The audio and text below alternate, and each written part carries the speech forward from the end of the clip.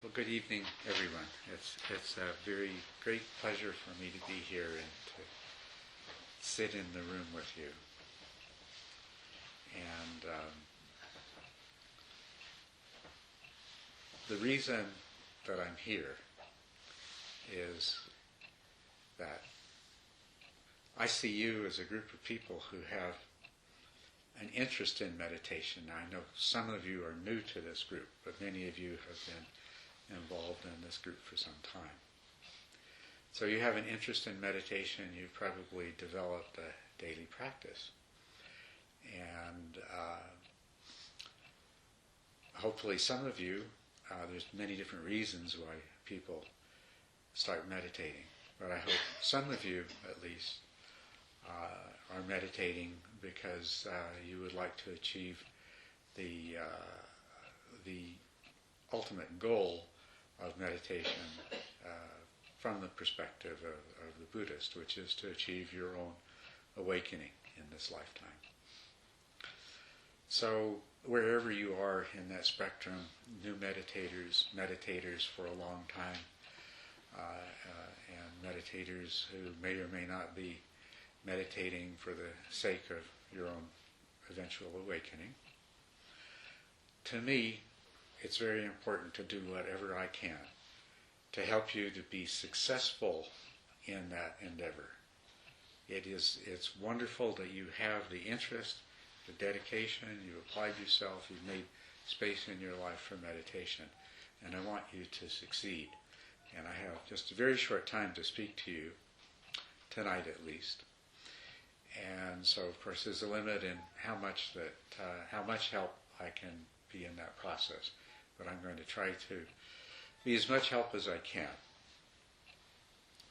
So, as Paul said, the main thing that I'm talking about tonight is going to be the progress in meditation practice through stages. And just to explain that, well, first of all, there's a handout here, and I would like as many of you as can to have. Apparently there's only 17 copies, and there's probably twice that many people here. And Paul said that he has emailed you some of my other writings. So anyway, I'd like as many of you as can to get a copy of this, and maybe more copies can be made available some other time. So let's spread those around.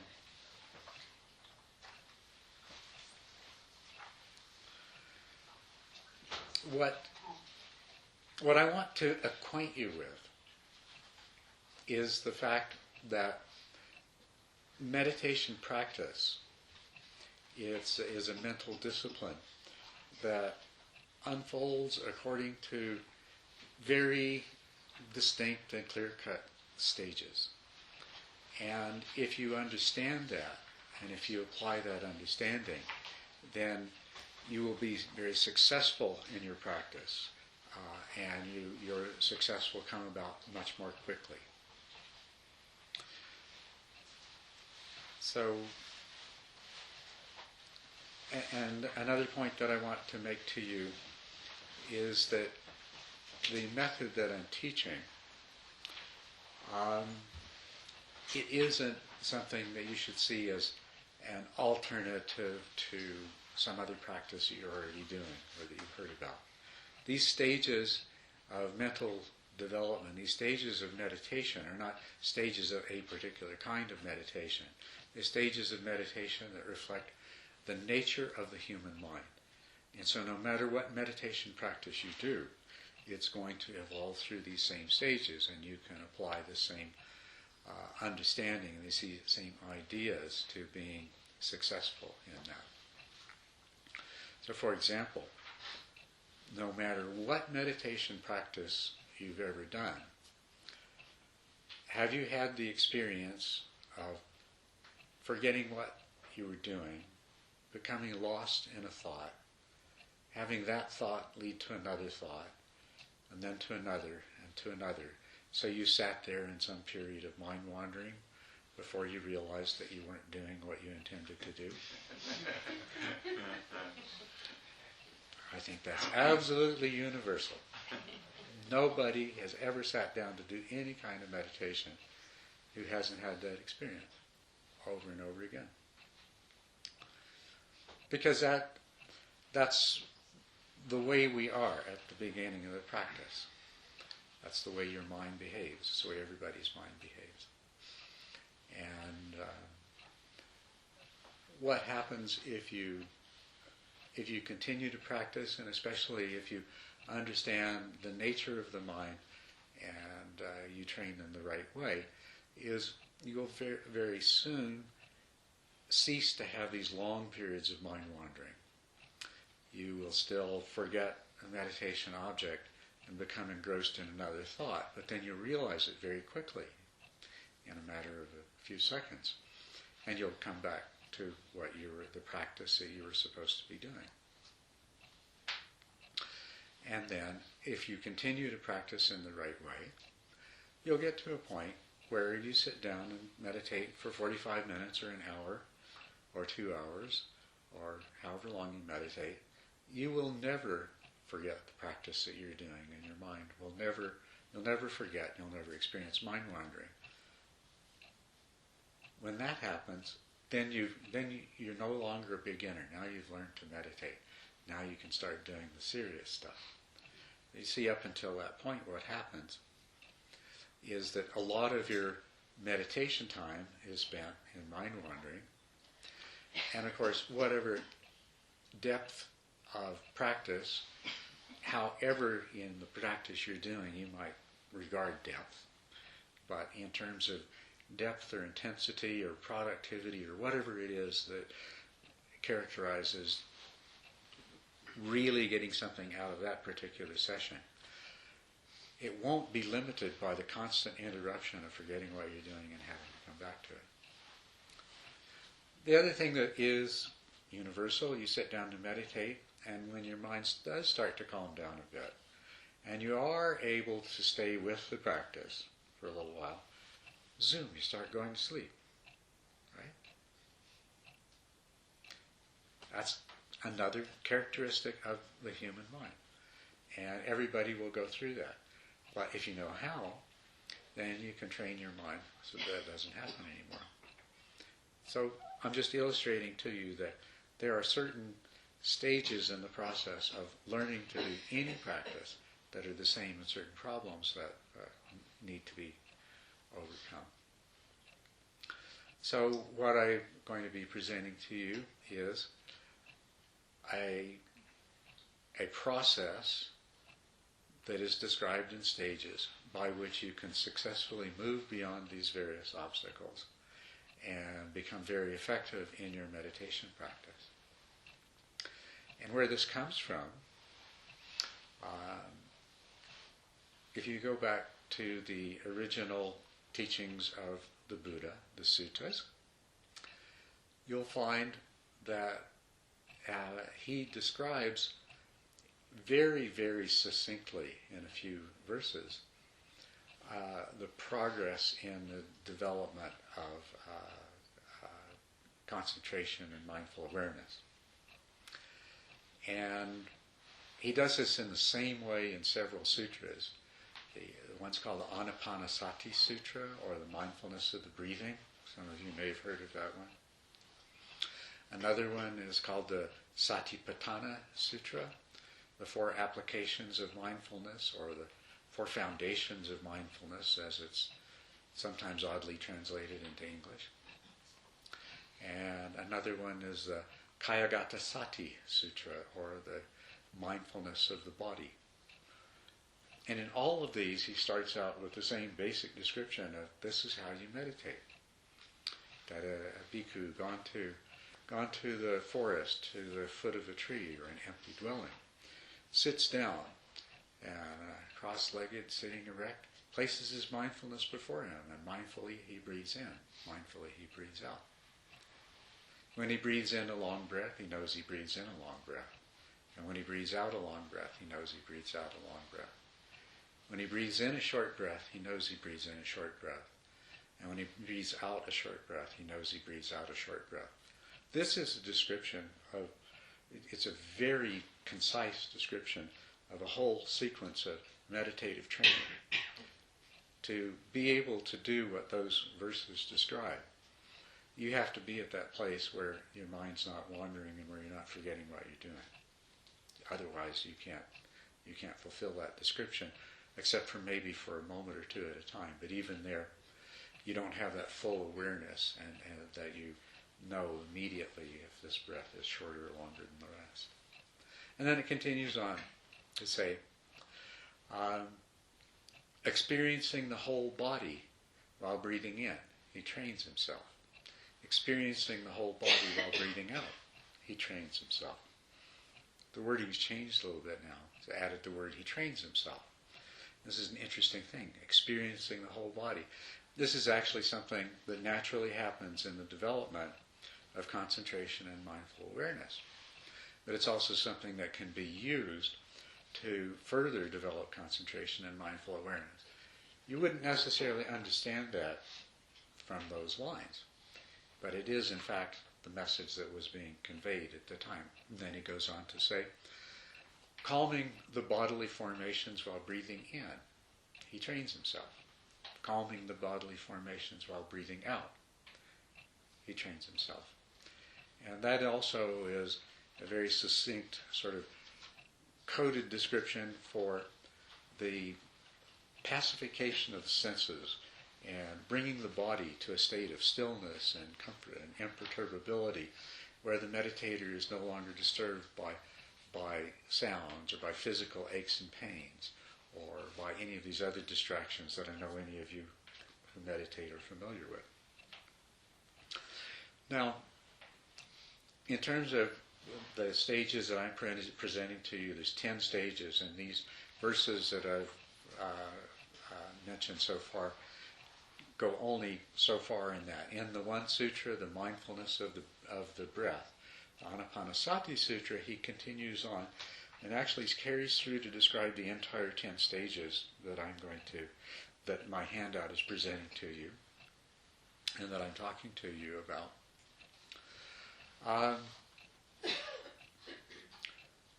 But anyway, I mention this because I want you to know the origins of this particular way of training. It starts with the Buddha. It was something, he didn't spell it out. There was no need for him to spell it out. As a matter of fact, these sutras that I'm quoting from they were recited orally for several hundred years before they were ever written down. Right? And in addition to them, there was another whole oral tradition of training. So when somebody was learning to meditate, they weren't trying to figure out how to do the whole practice on the basis of a few lines that in the recitation of the sutras. They had meditation teachers who understood the method and were able to guide them. When we look back, we don't find much expansion on this for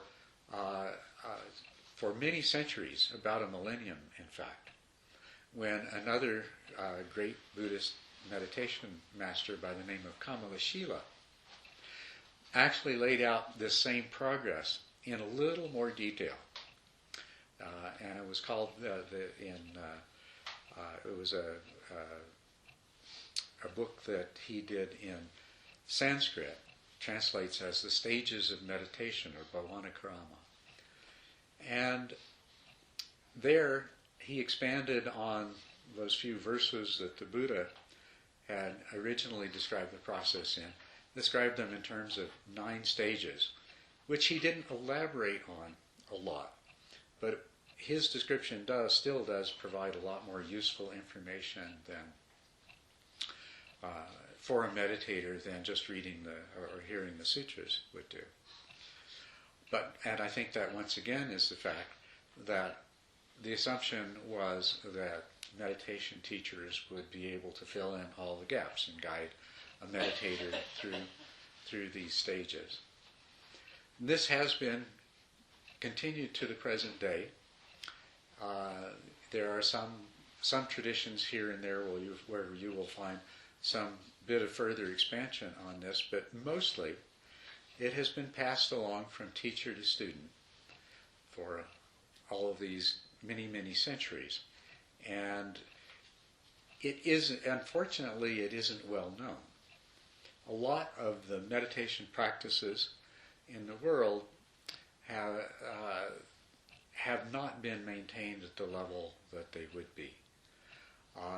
This particular method is very well established and well articulated within the Tibetan tradition and within Mahayana Buddhism as a whole. Yet there's very few people today who still know how to do these practices and do them effectively. And there was in the Theravadan tradition, a lot of this was lost, and then there was a new meditation tradition that was introduced by the forest monks of Burma and Thailand around the beginning of the 20th century, which has now come to predominate. So I'm offering you something that I think will help you enormously and is not very widely available at this time. But it is there in the traditional meditation texts of the different Buddhist traditions, Mahayana and Theravada both. But it hasn't really been presented very clearly and openly to people. And I think that's a terrible shame, because it can make it possible for you to achieve very advanced states of meditation practice much more easily and much more quickly if you know what you're doing and you know how to follow that process. So I'll just briefly describe to you the process. There's 10 stages, the way I present it. I added one to Kamala Shila's. When I first started teaching meditation, I assumed that everyone that came to learn to meditate, they were interested, so of course they had a regular meditation practice. And so that was my starting assumption. But I discovered that that's not really true. And so I added one to Kamala Shila's 9 stages. There's now a new first stage called Establishing a Practice. So there's 10 stages then. They divide up in the 10. 10's a big number to remember and to follow in a discussion like this.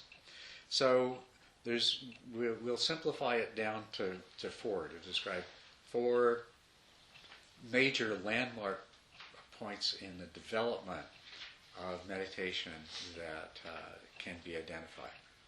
Okay? So you begin to meditate. You're a beginner. You're a novice. And then, if you follow this process, you'll reach this first really important landmark stage in the development of your practice, and that's where you sit down for the entire period of your meditation sit. And, for the entire meditation sit, you never really forget what you're doing. And you never lose awareness of the practice or the meditation object the entire time. That's a major landmark. And it's at that point, according to the traditions, that you would be said to, now you are a meditator. Before you were a beginner trying to learn to meditate. When your mind is stable enough that you don't forget what you're doing for the entire period till the bell rings, now you're a meditator. So then in the second major landmark stage, as a matter of fact, this first landmark stage happens, it's the 4th of the 10 stages. Then the second major landmark is accomplished when you reach the 7th stage. And this is where you can, if you choose to, remain focused on your meditation object or maintain your practice if it doesn't involve a discrete object, to the exclusion of any kind of distraction, mental or physical. If you're using a single meditation object, that will be experienced as a kind of single-pointedness or exclusive focus. If this is your meditation object, you place your attention there, and your mind does not deviate. Whatever sounds that there may be in your environment, they don't. Only a really loud sound would penetrate and it would not draw your attention away. and you may have the occasional thought, but it just comes and goes kind of in the back of your mind like a whisper, and it doesn't have the power to draw you away. So that's sometimes described as single-pointedness. I think a better description is exclusive focus, because it encompasses, if you were doing a kind of meditation practice where you were noting whatever arose and passed away, if you did that clearly without being distracted from the process by thoughts that keep coming or memories that pop into your mind, things like that, that corresponds to the same thing. It's exclusive focus. What's happened is you still have thoughts, but they're now very much in the background. They're not continuous. Now they're just coming and going here and there. And they're more like whispers. They're easy to ignore. And the same thing with physical sensations and things like that. So that's the next major stage in the development of concentration and mindfulness.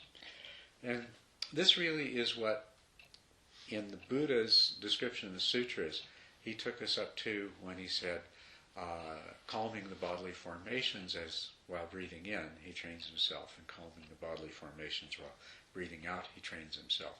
It's that kind of mental stability there. And that is common to the different practices that might be described as Vipassana or Samatha or whatever names that they might go by. That's common to them all. Now, if we continue beyond that, the next major thing that you arrive at is where this kind of stability of attention becomes absolutely effortless.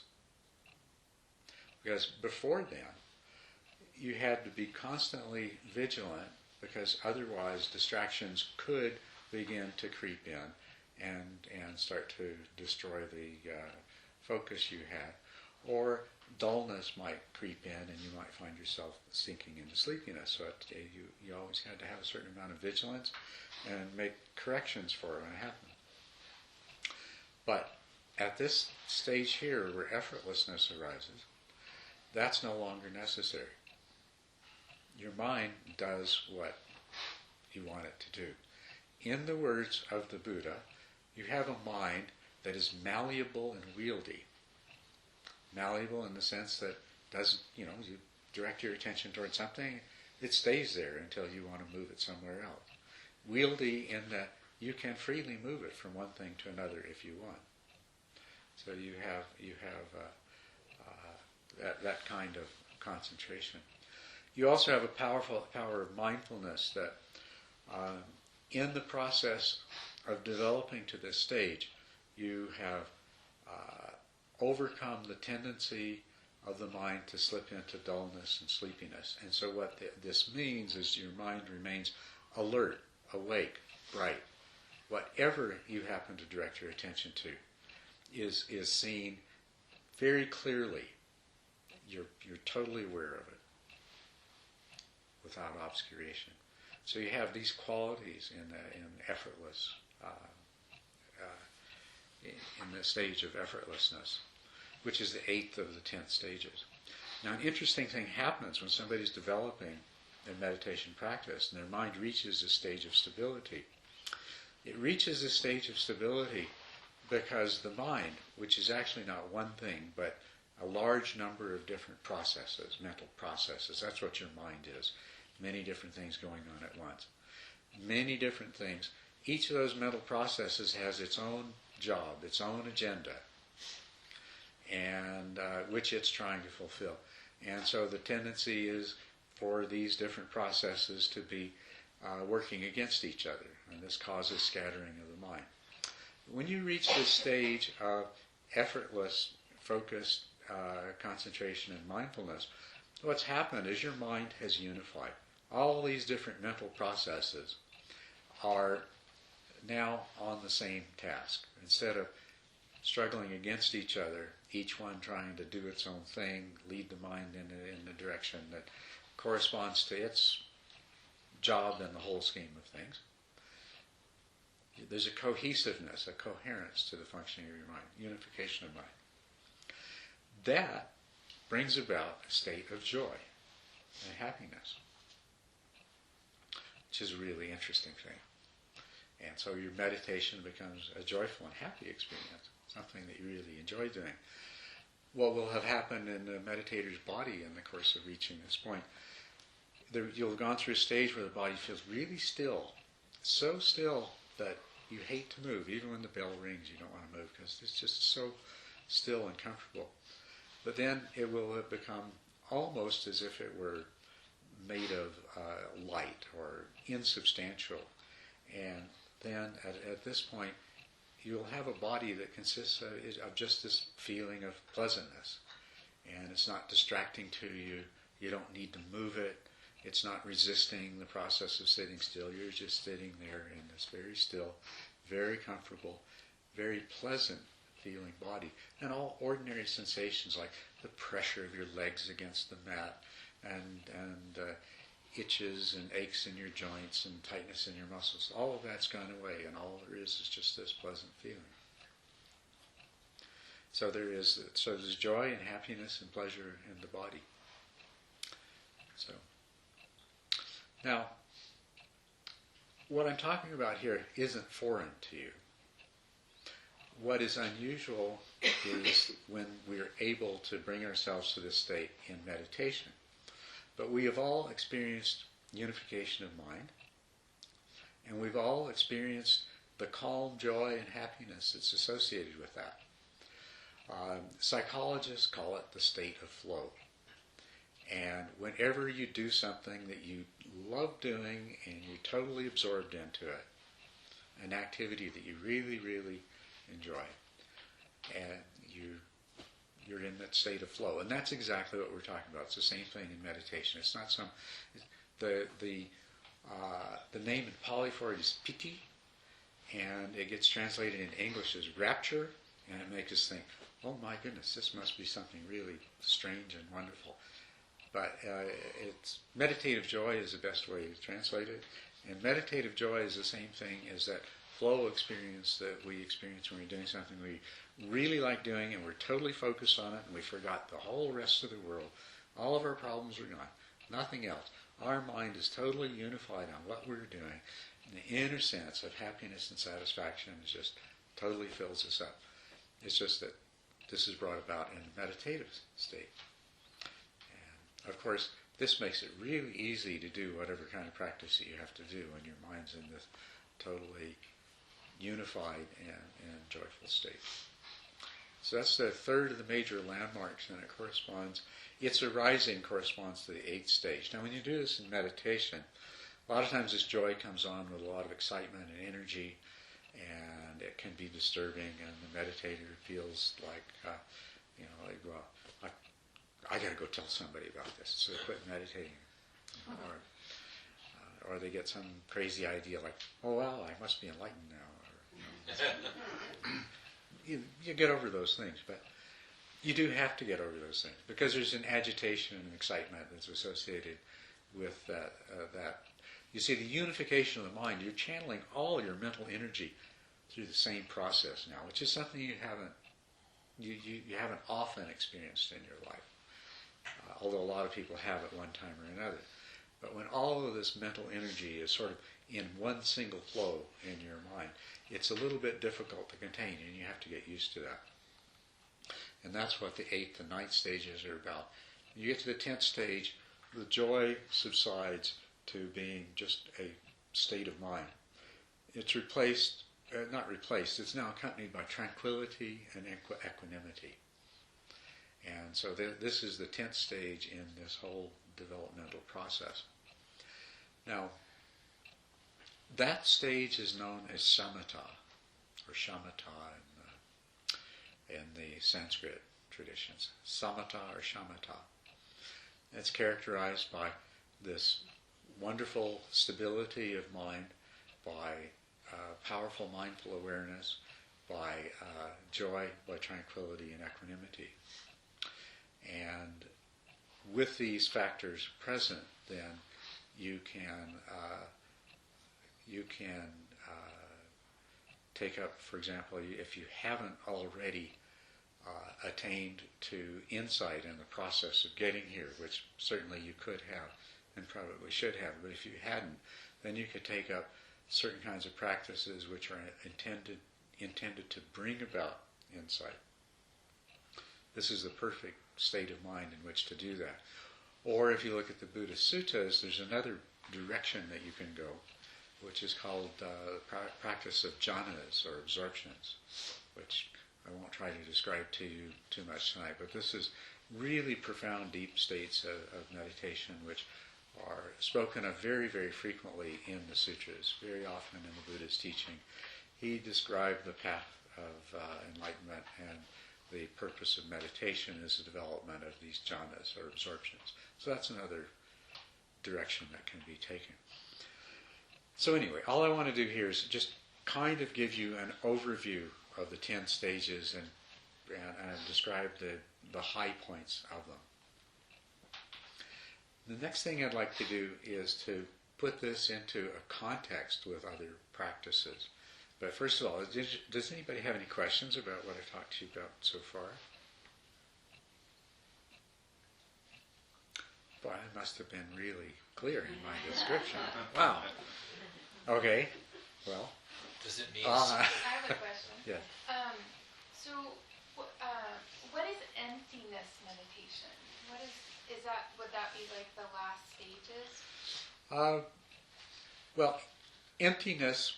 When we say insight, Vipassana or Vipassana, okay, we're not talking into sort of ordinary mundane insights like, oh, that's the reason I am this way because my father always did such and such. I mean, that's a very mundane insight.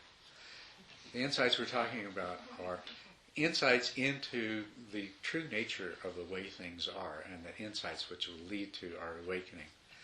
And usually they are most concisely described as being insights into impermanence, emptiness, and the dissatisfactoriness of phenomena. So meditation on emptiness is a kind of insight meditation or a kind of Vipassana. And I could talk more about that later on. I'd really like to. But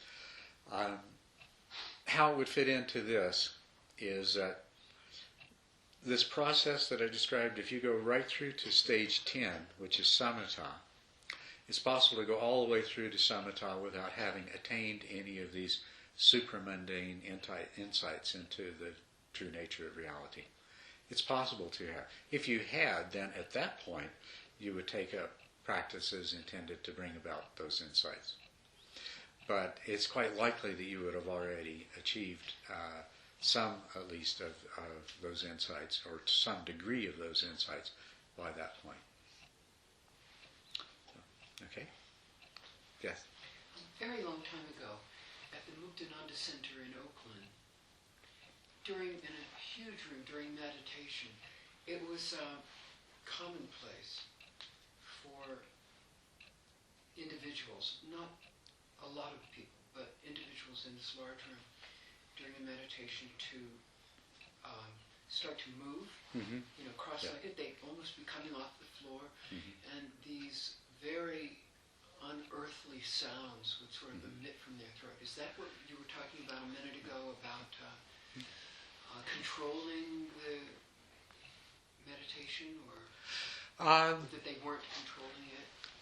No, because I didn't actually mention that. You see what happens with the meditator, especially in the 7th and 8th stages, but it can sometimes happen temporarily, momentarily earlier on. But when a meditator gets to the 7th stage and definitely the 8th stage, there is a lot of energy moving in their body. So they'll have on the one hand a variety of really strange sensations taking place, but they'll also often tend to feel energy moving in their body. Sometimes that energy will cause their body to move, and sometimes it will cause them to produce sound. Also associated with that is often the appearance of lights behind their closed eyelids, hearing some sort of unusual, non-natural sound. So you have this whole constellation of sensations, movements, light, and sound, which can be very mild and hardly noticeable, or they can be really powerful and really disturbing. It partly depends on the practice a person is doing, partly depends on the individual personality, and it partly depends on the expectations in the group. Well, if there's a group of people and some of them start feeling energy and they start rocking and jumping, then when the energy rises for the other people, they'll start doing the same thing. If they're in a group where people don't, they just sit there, and they remain quiet, and then talk about it in the meditation report, say, well, I felt all this energy. Well, then the other people in the room won't tend to move and jump nearly so much. So there's a lot of different factors. For some people, the lights are very intense, and they don't feel that much energy in their body. For other people, it's a lot of bodily energy and a lot of movement, and they might say, how come I never saw the lights, So, but what happens with all of these things, none of these things are important in themselves. They are interesting things that happen as the mind comes into this state of unification and as the senses become pacified and calm. And so they're sort of a stage that you go through, which is in most cases best dealt with by just ignoring it and go back to your meditation object. Although sometimes they will take on an intensity where they may need to be dealt with in a different way, but that's comparatively rare. Someone behind you for a second. Yes? My sense is that you're laying out a very linear kind of progression, and it's somehow I sense that it doesn't always work that way. Well, no, you're absolutely right. It's easiest to describe and understand as a linear progression. And there are a sequence of skills and abilities that are developed that are reflected in the quality of your meditation. But they don't develop in a straight line. What happens is it's very cyclical. You go ahead and you drop back, and you go ahead and you drop back, and you gradually, these cycles gradually move you forward, and then something will happen and you get really upset and you'll drop back a few stages, and then one day for no reason at all you'll just jump way ahead, but you'll never be able to do that again for 6 months. So yeah, it sounds a lot more linear than it really is in practice. But the real value comes in, if you understand these stages, then on any particular day or any particular meditation sit, you recognize the stage that you're in right now, and then you know exactly how to practice. You know what to work with and what to ignore. If you're at, say you're at the fourth stage, in that stage, what you want to do, you never lose your awareness of your meditation object, but there are other thoughts and sensations that you're aware of, and not infrequently you'll be more aware of some thought than you are of the meditation object. And so if that's what's happening with you, then you don't want to be concerned at all with trying to be single-pointed. You want to let all those other thoughts be there and just practice recognizing when one of them is drawing you away and bring yourself back. So, but the idea is to learn to recognize the stages, learn to recognize where you are, and know what practice is appropriate. The really important part of what's appropriate is not to try to do something that you're not ready to do. A lot of people, they get their initial meditation instruction, they're told to sit down and follow their breath, and they think the first thing they're supposed to do is suppress all thoughts and not be aware of anything else. And if you make that mistake, you're not going to have any success at all, because you can't do that. You're a long way from being able to do that. Instead, when you first sit down, all you want to do is try to not forget what you're doing. When you get to the point where you don't forget what you're doing, never before that do you want to think about trying to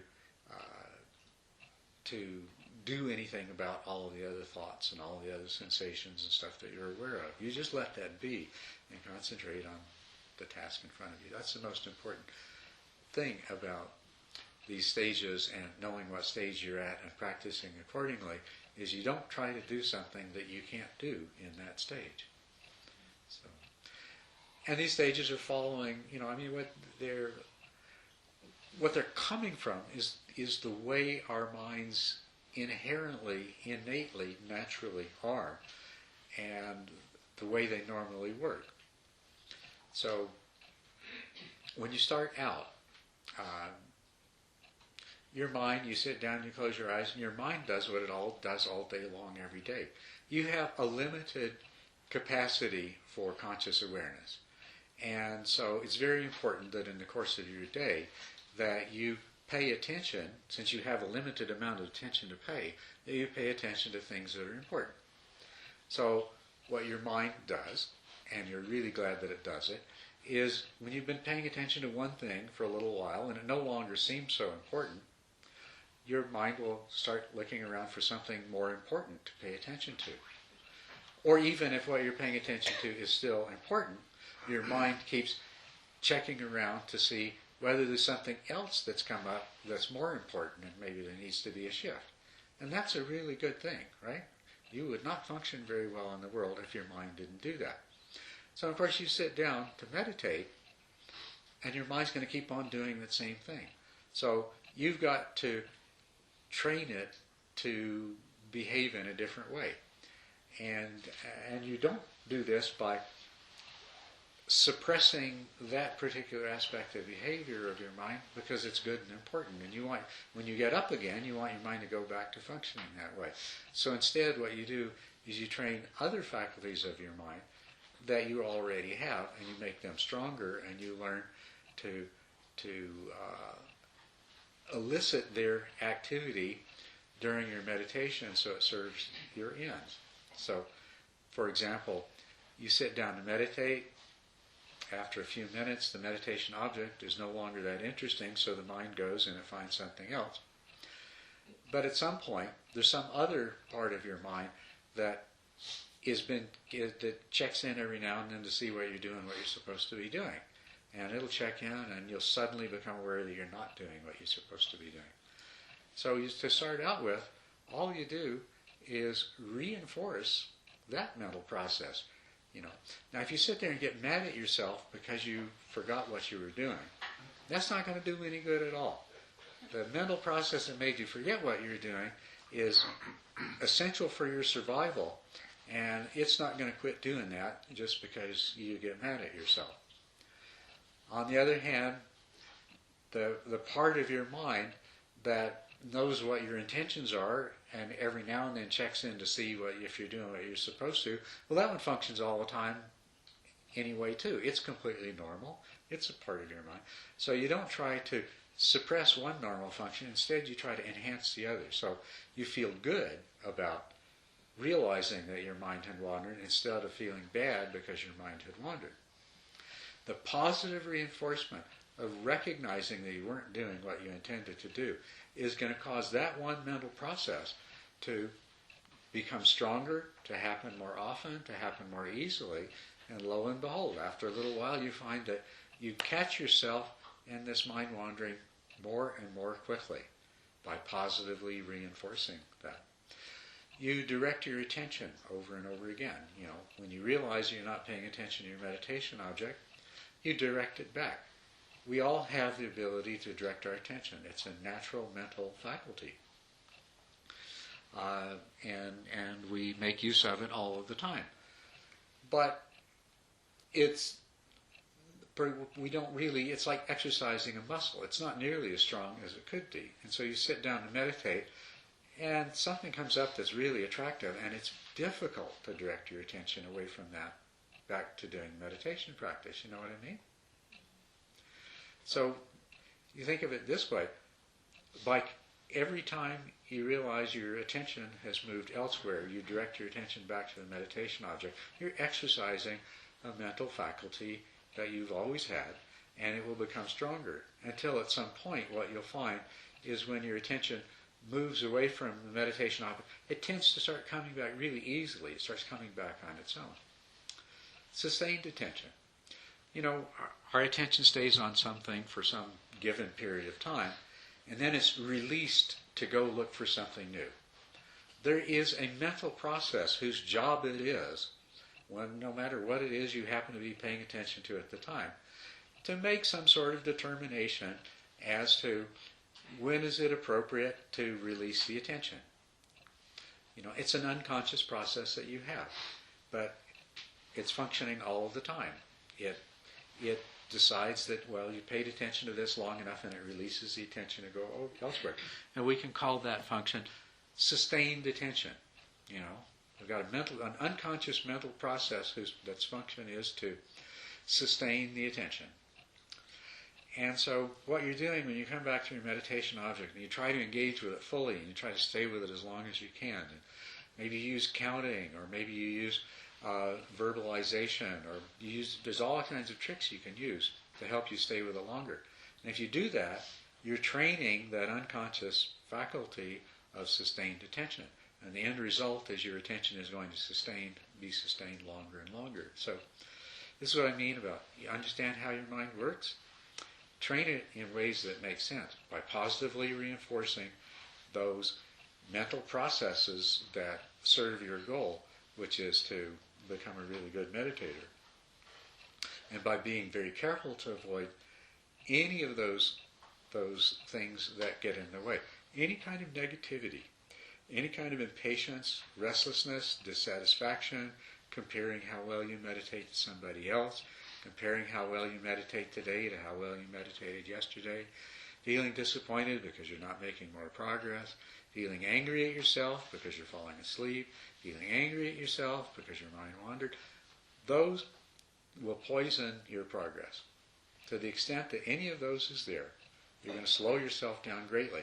Then you may get stuck, and of course those same thought processes get stronger, and then next thing you know, it's really hard to make yourself even sit down and practice.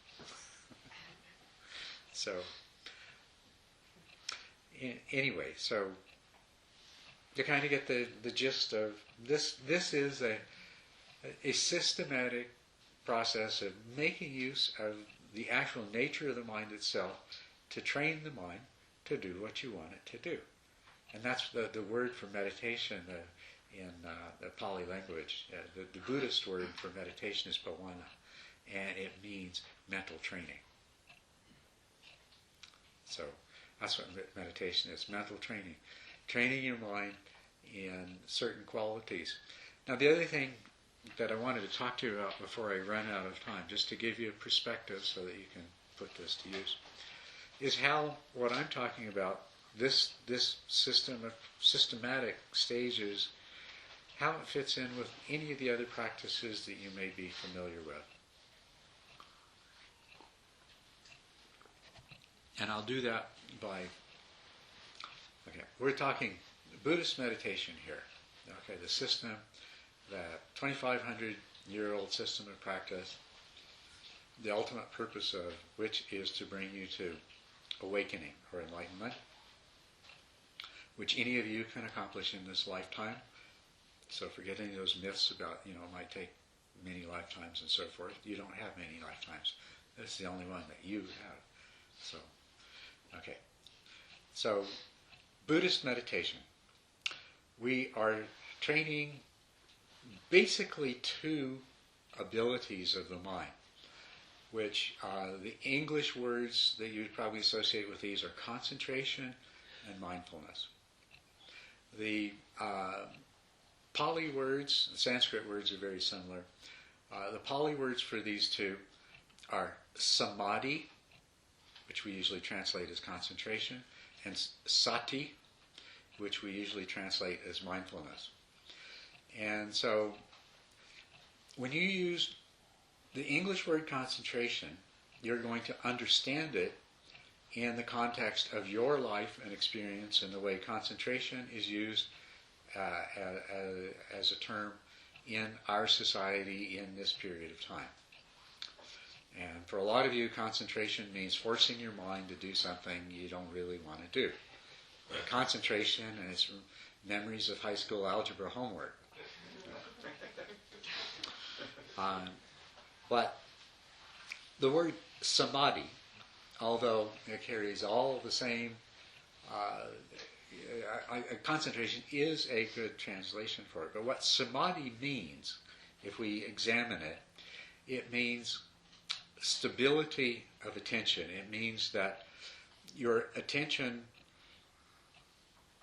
remains fixed on one thing for as long as you want it to. And in the Buddhist definition of samadhi, there is an ordinary kind of samadhi, which is not particularly wholesome, and then there is a kind of samadhi that's associated with meditation, which is considered to be very wholesome.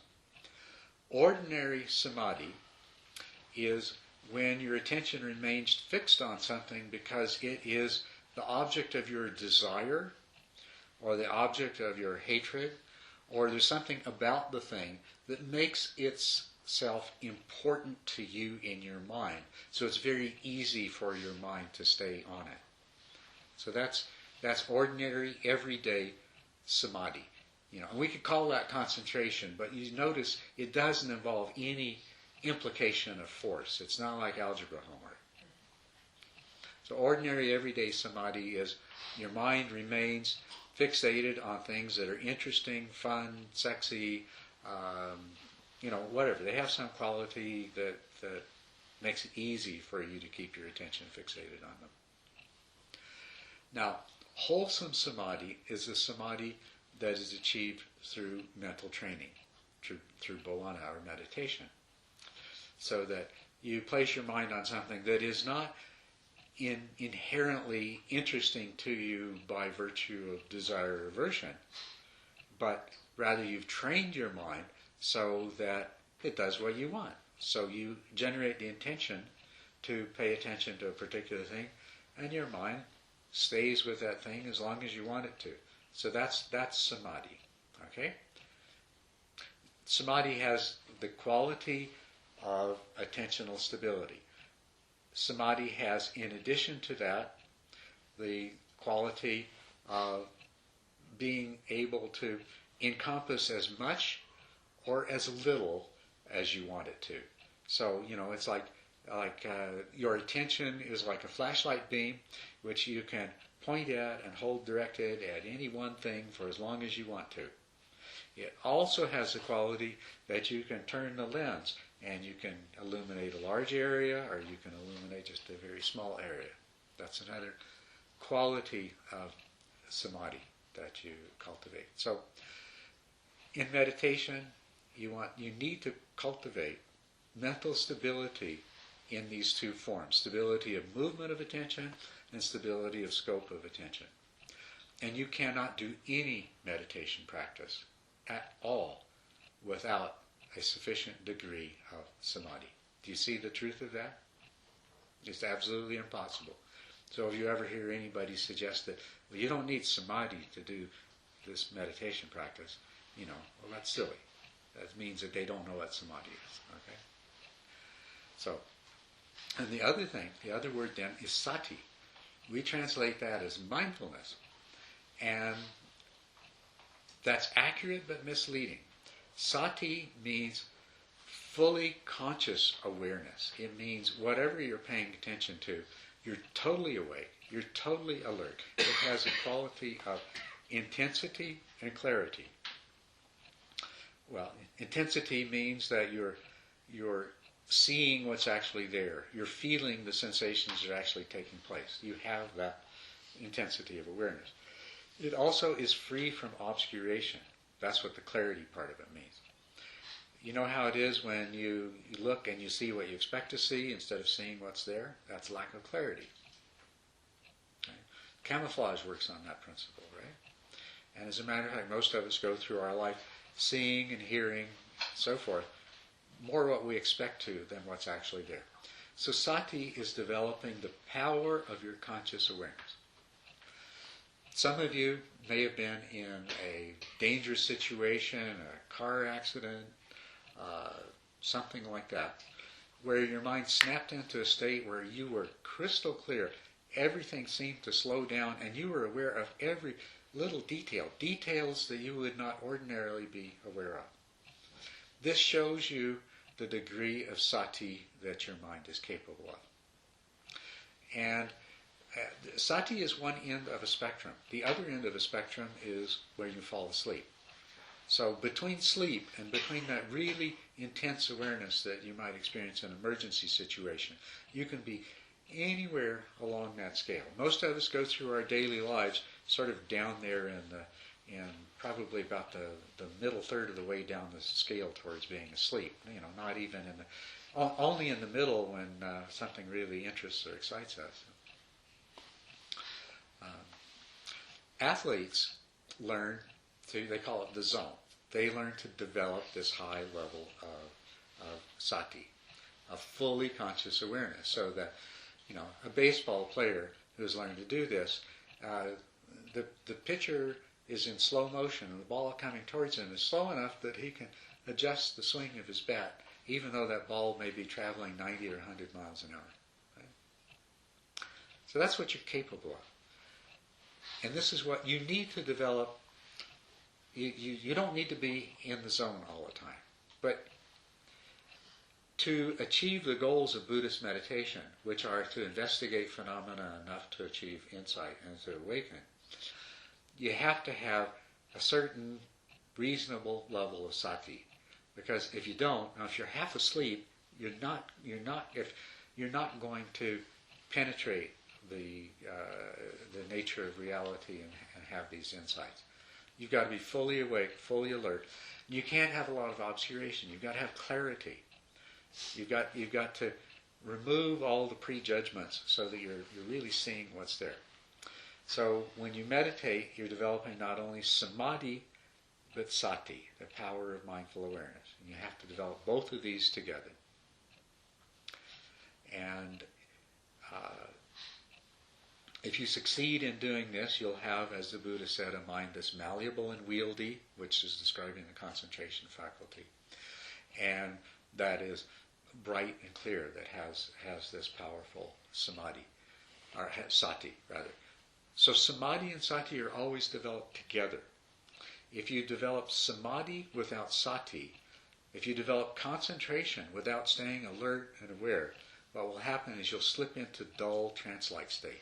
You might fall asleep, or, what happens far too often, you can develop concentration so you sit there for an hour in just this spaced out state. And it's true, there's no thoughts. It's true, there's no awareness of distractions. It's true that you were sort of aware of the meditation object the whole time.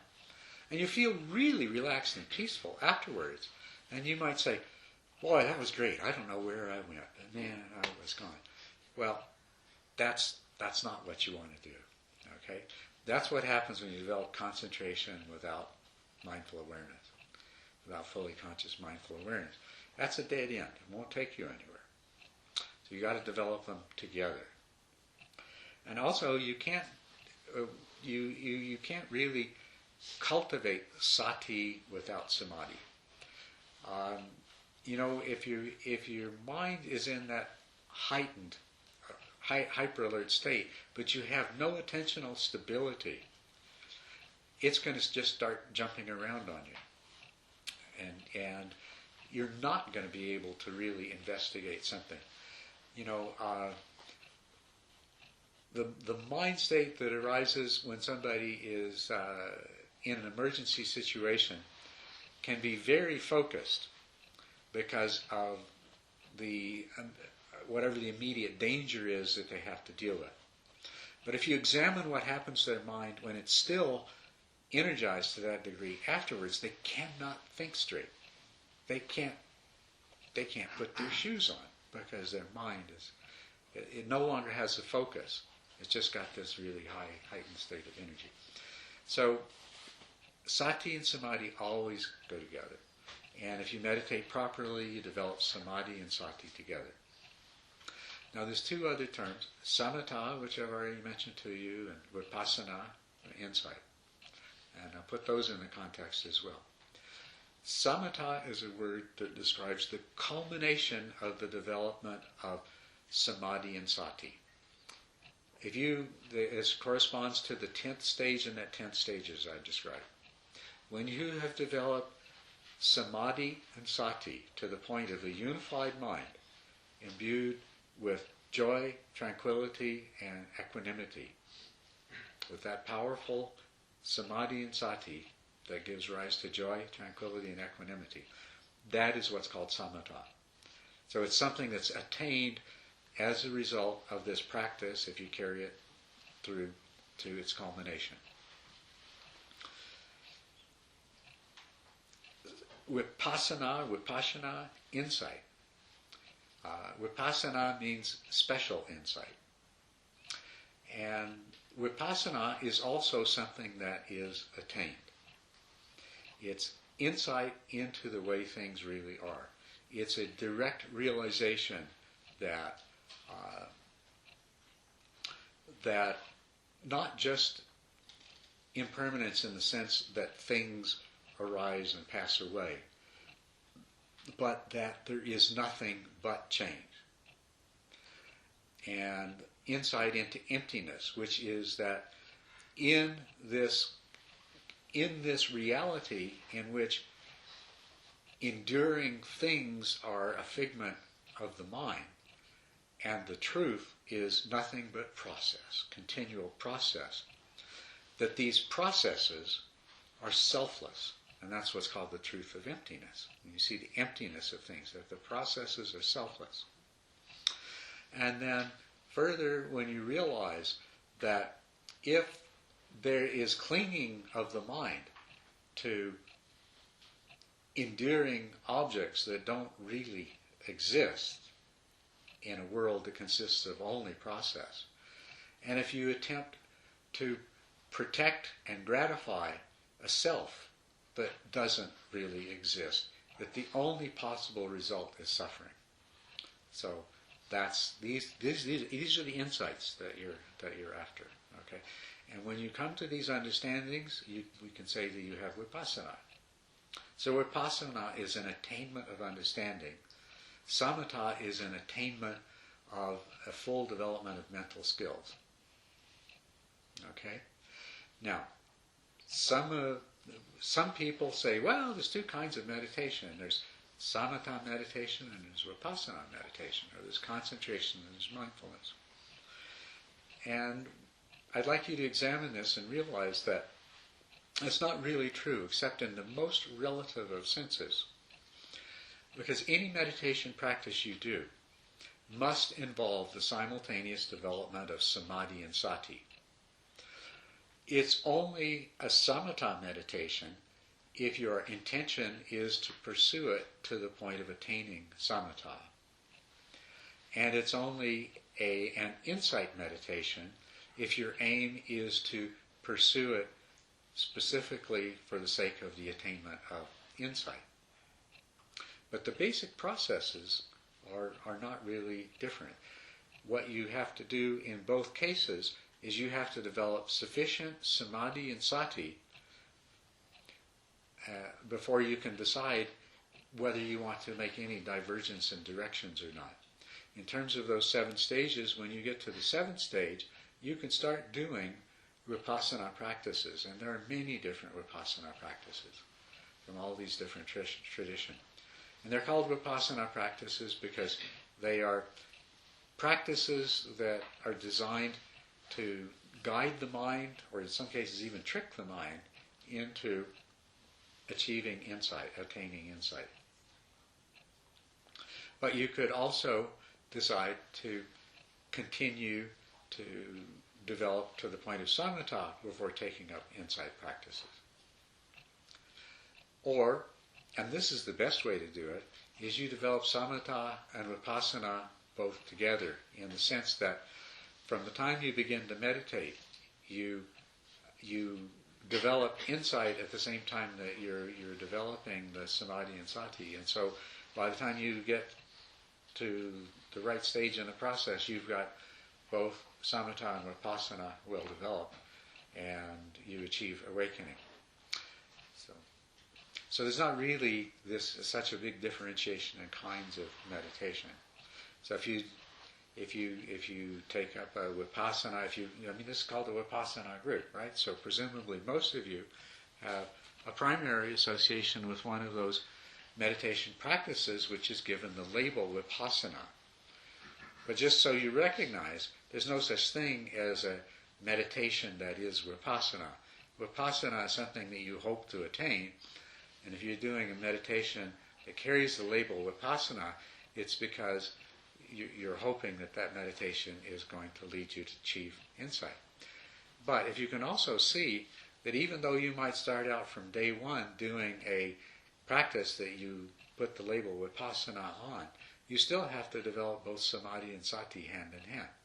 You can't, until you have the samadhi, you're not going to be able, you're not going to have a hope of achieving an insight, because your mind will be too unstable. It won't stay focused enough to examine things thoroughly enough. And while I'm at it, I should point out to you that when you reach that stage of concentration that is effortless, it doesn't need to be fixed on the same object. A single object, a fixed object practice is a very useful way to rapidly reach that stage of effortless concentration. Once you've reached it, you no longer need to practice that kind of fixed object, single-pointed meditation. At that point, your mind can move like lightning from one thing to another and follow anything that's happening. And anything that it lights on, even though it's only for a brief time, it will penetrate into with full mindful awareness. And the name for that practice of concentration is called khanika, or momentary. And it's not that your concentration is momentary, it's that the object of concentration is only held momentarily. So if you want to do the insight practices that are intended to reveal impermanence, you see, there's impermanence, there's emptiness, there's suffering. Different insight practices are directed towards primarily revealing one or another of these. And the insight practice of noting the rise and fall of the abdomen and noting the rise and fall of thoughts and sounds and things like that, that particular practice is intended to bring you to the place where you develop khanika samadhi. You will actually come to the place in that practice that corresponds to the eighth stage of these 8 stages. And it's at that point that you will begin to realize the true meaning of impermanence.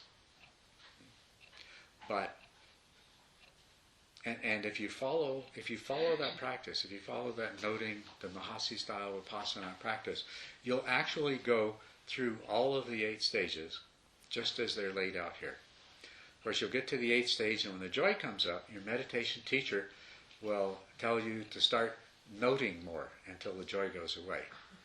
But other than that, the practice is exactly identical up to that point. And that is the point in the practice where you have khanika, or momentary samadhi. The other kind of concentration that you have when you reach that 8th stage is that taking neither a fixed object nor moving the attention from object to object, but rather what you can do, because of the stability of mind that you achieve, you can open the awareness up so it becomes expansive and space-like, and you can allow thoughts and sensations to arise and pass away without the mind sticking to them at all. Your mind just remains open, perfectly stable, and things pass through it.